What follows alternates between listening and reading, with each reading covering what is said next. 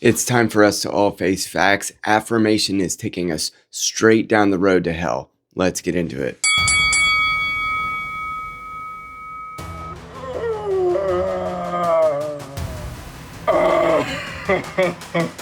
My name is Casey and I've been a therapist for more than 13 years, and I have seen my industry move from a place where people were being challenged to try to improve on their behaviors to a place where people are being affirmed even in the worst of their disparities with reality. People are being persistently affirmed, and it has begun costing people their well-being and their lives. And if you can't recognize reality, you're in danger. We love the American people, especially American children. And if they're troubled and believe they're somehow a girl trapped in a boy's body, we want to get them help.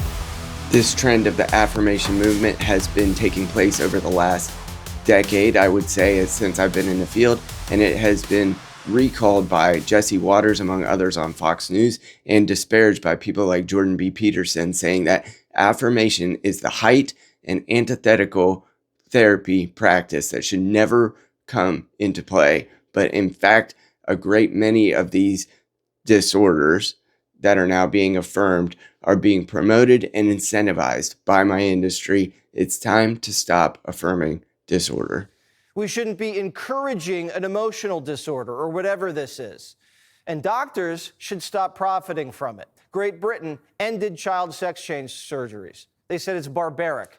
These toxic empathies and luxury beliefs have been well documented in the public space over the last several years, and we need to face facts that if you needed to come into a therapeutic office, the last thing you need is for me to tell you that you're perfectly fine the way you are and affirm drastic changes in what's true about the reality that's going on around you. This is a practice that my industry is complicit in, and it has begun costing the lives and the well-being of precious children who need to be protected. And my industry deserves all of the blame that they should get in being complicit in this pipeline that goes from us to the medical industry, the medical industrial complex, to big pharma.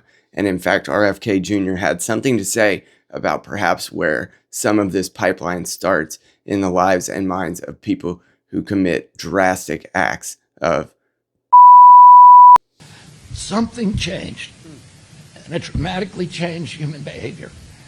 And one of the culprits we need to examine is whether the fact that we are the most over-medicated nation in the world, and that a lot of those are psychiatric drugs that have black box warnings on them that warn of suicidal and homicidal ideation.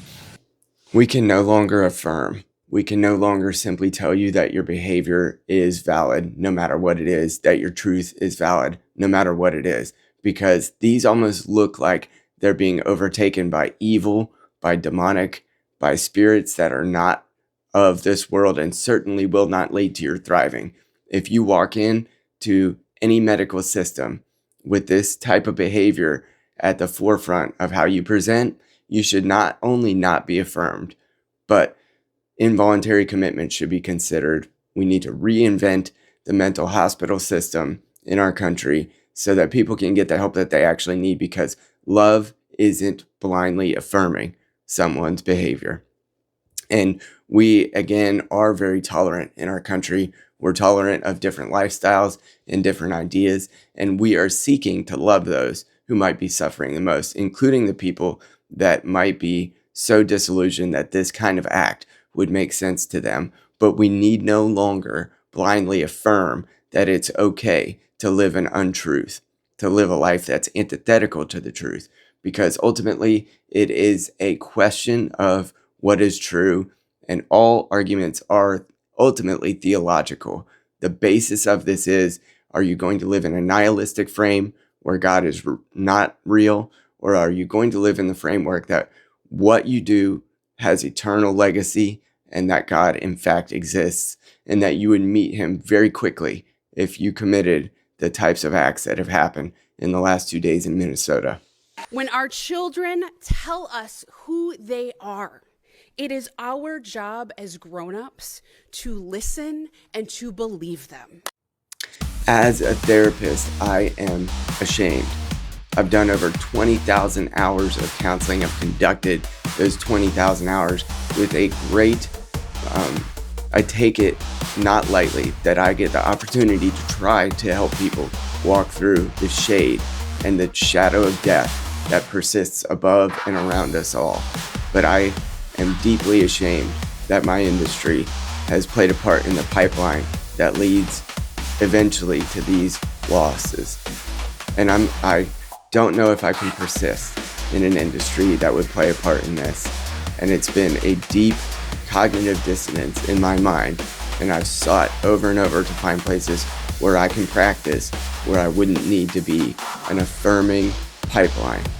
Just a few years ago, the psychiatric community classified transgenderism as a mental illness. Then doctors went woke and removed it as a condition, and now millions of young Americans are identifying themselves as trans and getting high fives. When someone has an illness, we should treat it instead of affirm it. For anyone out there who wants to restore truth, common sense, and a way forward for our children to have a better future for tomorrow in our country, as well as one that is founded in common sense and giving them the opportunity to have well-being, please like, share, and subscribe, and let's do this together.